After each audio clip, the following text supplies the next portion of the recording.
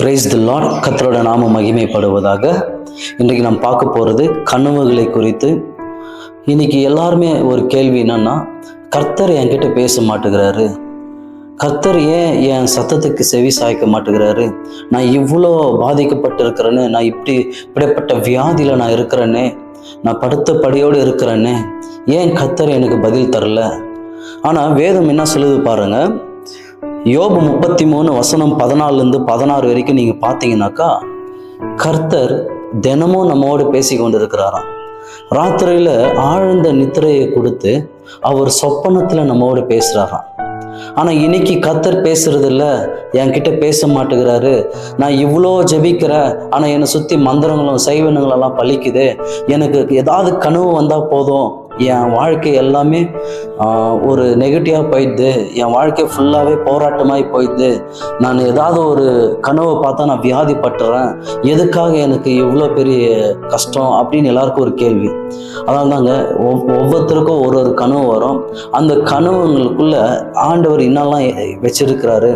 இப்போ நீங்கள் கேட்கலாம், பிசாசு கனவு கொடுப்பான்னா நிச்சயமாக கொடுக்க முடியாது, பிசாசுனால எதுவுமே உருவாக்க முடியாது. ஆனா தேவனால அந்த கனவுகளை கொடுக்குறாரு. அப்ப கெட்ட கனவு வருது, அது தேவன் கொடுக்குறாரா? அது தேவன் எச்சரிக்கை கொடுக்குறாரு, இப்படி பிசாசும் வாழ்க்கையில செயல்பட்டு கொண்டு இருக்கிறான், மந்திரங்களும் வாழ்க்கையில இருக்குது. அதனால தான் ஆண்டவர் சில நேரத்துல உங்களுக்கு கனவுகளை குறித்து உங்களை தப்பி வைக்கிறார். ஆனாலும் அதை பற்றி தெரியாம கர்த்தரை கேள்வி கேட்கறது, ஆண்டவர் என்கிட்ட பேசுறதுன்னு சொல்லி. நீங்க பாருங்க, எவ்வளோ பேர் இன்னைக்கு ஆண்டவராக இயேசு கிறிஸ்துக்காகவே ஒப்பு கொடுத்து வாழ்ந்துருக்கிறோங்க, அவங்க வாழ்க்கையில சுற்றிலுமாய் மந்திரங்களும் செய்வனுங்கள் இருக்குது. ஏன்னாக்கா அவங்க ஆண்டவருக்கு கீழ்ப்படியாமல் இருக்கிறதுனால தான். இந்த டிஸ்ஒபீடியன்ட் யாரெல்லாம் வேதத்துல சொல்லுது, கீழ்ப்படியாமல் இருக்கிறவங்களுக்கு மந்திரங்களெல்லாம் பழிக்கும்னு சொல்லி.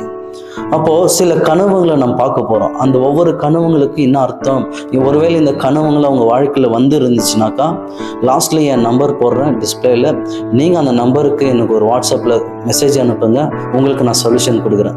முதலாவது கனவை நாம் பார்க்கலாம். யாரோ ஒருத்தர் உங்களை துரத்துறாங்க, நீங்க தூங்கின்னு இருக்கிறீங்க, திடீர்னு ஒரு கனவு வருது, யாரோ ஒருத்தர் உங்களை துரத்துறாங்க. அதுக்கு என்ன அர்த்தம் தெரியுமா? பலவீனம், இல்லை சில நேரத்தில் நீங்கள் வியாதிப்பட்டுருவீங்க, சில நேரத்தில் நீங்கள் நல்ல வேலைக்கு போய் நிற்பீங்க, அந்த வேலை வாய்ப்பு இழந்துருவீங்க. சில நேரத்தில் கணவன் மனைவி ஒன்றா இருப்பாங்க, திடீர்னு டைவர்ஸுக்கு போயிடும். யாராவது ஒருத்தர் உங்களை துரத்துற மாதிரி வந்தால் இந்த மாதிரிலாம் உங்கள் வாழ்க்கையில் நடக்கும். ரெண்டாவது கனவு, சாப்பிட்ற கனவு. நீங்க ஏதோ ஒரு பந்தியில உட்காந்து சாப்பிட்டுங்கிற மாதிரி வருதா? அப்படி வந்துச்சுன்னா காத்தால எழுந்து பார்த்தீங்கன்னா உங்களுக்கு ஷோல்டர் பெயின், உங்களுக்கு கை கால் வலி, எல்லாம் உன்னோட ஜாயிண்ட் பெயின் எல்லாமே ஸ்டார்ட் ஆகிடும் ஆட்டோமேட்டிக்காக. நைட்டு நல்லா தான் இருந்த, ஆனால் காத்தால் அந்த கனவை கண்டதுமே நீ எழுந்ததுமே உனக்கு அந்த மாதிரி ஒரு சோர்வு, இல்லை அந்த பலவீனங்களும், இல்லை இந்த கை கால் வலி, இந்த ஜாயிண்ட் பெயின் எல்லாமே உனக்கு ஸ்டார்ட் ஆகிடும். அடுத்த கனவு, நீங்கள் பறக்கிற மாதிரி, நீங்க வானத்துல பறக்கிற மாதிரி, பறந்து கீழே விழுகிற மாதிரி, இந்த மாதிரி உங்களுக்கு கனவு வந்துச்சுனாக்கா உங்க வாழ்க்கை பேலன்ஸ் லைஃப் இல்லை, இன்பேலன்ஸா இருக்குது. எப்போ பார்த்தாலும் நீங்க ஏதாவது ஒன்று செய்ய நினைப்பீங்க, ஆனா நல்லது செய்தா கூட உங்களை தவறா பேசுவாங்க. நீங்க செய்ய நினைத்தாலே போதும், உங்களுக்கு அந்த இடத்துல ஏதாவது ஒரு விஷயத்துல உங்க கையில் இருக்கிற பணம் விட்டு போயிடும். இந்த மாதிரி இந்த பறக்கிற கனவு வந்துச்சுனாக்கா ஜாக்கிரதையா இருங்க. நாலாவது நீங்கள் கனவு பார்த்தீங்கன்னா, தூங்கினே இருப்பீங்க உங்களுடைய ஹஸ்பண்ட் வீட்டில், திடீர்னு உங்களுடைய அப்பா அம்மா வீட்டில் இருக்கிற மாதிரியே இருக்கும், உங்கள் சொந்த வீட்டில் நீங்கள் இருக்கிற மாதிரியே ஃபீல் ஆகும். அந்த மாதிரி உங்களுக்கு கனவு வந்துச்சுனாக்கா ஜாக்கிரதையாக இருங்க, அது பொல்லாத பிசாசு கிரியை. அப்படின்னா உங்கள் வாழ்க்கை ஃபுல்லாக டிலே ஆகிடும். ஏதாவது ஒரு காரியத்தில் ஈடுபடுவேன், அதில் டிலே ஆகிடும். நீங்கள் ஏதாவது ஒரு லோன் சேங்ஷன் பண்ணுவீங்க, அதுக்கு போவீங்க, லோன் வேணும், அதுக்கு டிலே ஆகிடும். ஏதாவது உங்களுக்கு அமௌண்ட் வர வேண்டியதாக இருக்கும், அது டிலே ஆகிடும். அப்போது இந்த மாதிரி கனவு வந்துச்சுனாக்கா நீங்கள் உடனே ஆண்டவர் சமூகத்தில், அப்பா இந்த கனவுலேருந்து என்னை விடுதலை செய்யுங்க சொல்லி ஜெபம் பண்ணுங்க. அஞ்சாவது புயல், அநேக புயல்களை வீசுகிற மாதிரி நீங்கள் அதை பார்த்துனே இருக்கிறீங்க, பயந்துன்னு இருக்கிறீங்க. அந்த மாதிரி உங்களுக்கு கனவு வந்துச்சுனாக்கா உங்கள் வாழ்க்கை முழுதும் மந்திரத்தினால கட்டப்பட்டு இருக்குது. அந்த மந்திரத்தின் ஆவி தான் உங்களை என்ன பண்ணுது, கண்ட்ரோல் பண்ணுது. அடுத்து ஆறாவது கனவு, கன் ஷாட். யாரோ ஒரு கன் எடுத்து உங்களை ஷூட் பண்ணுறாங்கனாக்கா ரத்தம் வருது, இல்லைன்னா இறந்து போயிடுறீங்க. அந்த மாதிரி வந்துச்சுனாக்கா ஸ்பிரிட் ஆஃப் டெத், மரணத்தின் ஆவி, உங்க குடும்பத்தில் யாராவது ஒருத்தர் இறந்துட்டு போறாங்க, யாருக்கும் ஏதோ ஒன்று நடக்க போகுது பெருசா, அதனால ஜாக்கிரதையா இருங்க. இது மந்திரத்தால கட்டப்பட்டு இருக்கிற ஆவி. 7வது, நீச்சல் அடிச்சுன்னு இருக்கிற மாதிரி, ஸ்விம்மிங் பண்ற மாதிரி, அந்த மாதிரி கனவு கண்டீங்கன்னா மந்திரம் உங்க வாழ்க்கையில் இருக்குது. அந்த மந்திரத்துல என்ன நடக்கும்னா, இந்த கனவு மூலியமா ஹார்ட் அட்டாக் வர்றதுக்கும் வாய்ப்பு இருக்குது. சில நேரத்தில் நல்லா இருப்பாங்க, திடீர்னு ஹார்ட் அட்டாக் வந்து இறந்துருவாங்க. அதனால இந்த கனவு வந்தாக்கா அவாய்ட் பண்ணாதீங்க, உபவாசம் எடுத்து ஜெபம் பண்ணுங்க. இது மந்திரத்தின் ஆவி. 8வது, யூ ட்ராப்டு, நீங்க எங்கேயோ மாட்டின்னு இருக்கிறீங்க, ஸ்கூல்லையோ ஏதோ ஒரு பில்டிங்ல நீங்க மாட்டின்னு இருக்கிற மாதிரி இருந்துச்சுனாக்கா, தயவுசெய்து சொல்றேங்க, இது மந்திரம். உங்க குடும்பத்துக்கு யாரோ மந்திரங்களை செய்து இருக்கிறாங்க. உனக்கு மட்டும் இல்லை, உங்க குடும்பத்தை சுற்றிலுமா யாரோ மந்திரம் செய்து வைத்திருக்கிறாங்க. 9வது, பாம்பு. சில பாம்புங்களை படம் எடுக்கிற மாதிரி, பாம்பு துரத்தின்னு வர்ற மாதிரி, பாம்பு கடிக்கிற மாதிரி, அந்த மாதிரி வந்துச்சுனாக்கா, சில பேர் பாருங்க திருமணமாகி அப்போதான் அவங்களுக்கு கன்சீவ் ஆகிருப்பாங்க.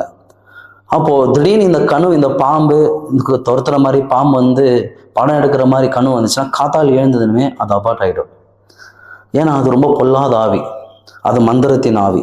10வது, யாரோ ஒரு பர்சன், உன் குடும்பத்தில் இருக்கிறவங்களோ இல்லை உன் எதிரிங்களோ யாராவது ஒருத்தர் உங்க கனவுல நீங்க பாக்குறீங்கனாக்கா, உடனே நீங்க காத்தால் எழுந்ததுனுமே உங்க தலை முடியெல்லாம் அப்படியே பிச்சுக்கிற மாதிரி இருக்கும், கோபம் கண்ட்ரோலே பண்ண முடியாது. இது மந்திரத்தின் ஆவி. நீங்க ஒருவேளை உங்க சபையில இருக்கிற போதகருங்க, பாஸ்டருங்க, தீர்க்கதரிசிங்களை பாக்குறீங்கன்னு வச்சுங்க ஒரு நபர், அப்போ அது வந்து ஏசப்பா பார்க்குற மாதிரி. அதனால ஊழியக்காரர் பார்த்தேன், ஊழியக்காரர் குறித்து ஏதோ பேச வர்றார் அப்படின்னு நினைக்காதீங்க, அது ஆண்டவரை நீங்க பார்க்குற மாதிரி. 11வது கனவு, ரேட்ஸ், எலி. நீங்க இந்த எலி கடிக்கிற மாதிரி, துணி கடிக்கிற மாதிரி, உங்களை துரத்துற மாதிரி வந்துச்சுனாக்கா, பாவர்ட்டி, தரித்திர ஆவி, வறுமை ஆவி.